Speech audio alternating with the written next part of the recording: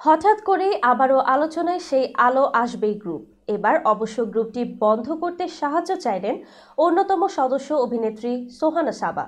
বিস্তারিত শাহিদ আহমদ জান্নাতীর ডেস্ক রিপোর্টে।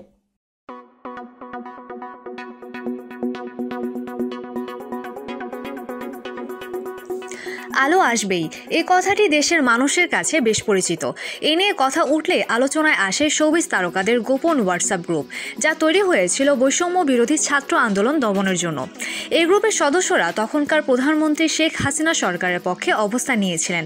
সেই দলের অন্যতম সদস্য ছিলেন অভিনেত্রী সোহানা সাবা। কিন্তু 5 আগস্ট শেখ হাসিনা সরকার পতনের পর আলো আসবেই গ্রুপের সদস্যরা কঠিন পরিস্থিতির মুখোমুখি হয়েছেন। অনেকে গা ঢাকা দিয়েছেন, কেউ কেউ সমালোচনার মুখে পড়েছেন। ধারণা করা হচ্ছিল হয়তো গ্রুপটি বন্ধ হয়ে গেছে, তবে সেই ধারণা ভুল বলে জানান সোহানা সাবা।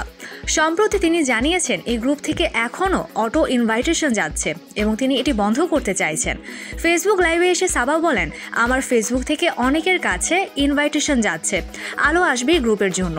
এটা কিভাবে যাচ্ছে আমি জানি না, আমাকে সাহায্য করুন। প্রথমে জানান আমি কিভাবে গ্রুপটা বন্ধ করতে পারি। ইনভাইটেশন যে যাচ্ছে এটা আমি দিচ্ছি না, কিন্তু যাচ্ছে। এই গ্রুপের অ্যাডমিন হিসেবে ছিলেন অভিনেতা ও সাবেক সংসদ সদস্য ফেরদৌস, নায়ক রিয়াজ, অভিনেতা সাজু খাদেম ও অভিনেত্রী শামীমা তুষ্টি। এছাড়া গ্রুপটিতে আরও অনেক জনপ্রিয় শোবিজ তারকা যুক্ত ছিলেন।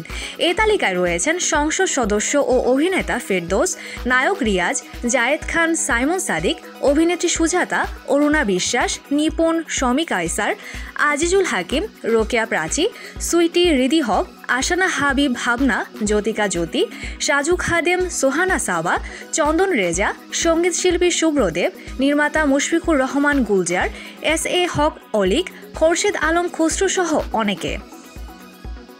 গ্রুপটি এখনও চালু থাকা এবং ইনভাইটেশন যাওয়ার সমালোচনার মুখে পড়েছেন সদস্যরা। বিশেষ করে সোহানা সাবা বিষয়টি প্রকাশ্যে নিয়ে আসায় নতুন করে আলোচনা শুরু হয়েছে।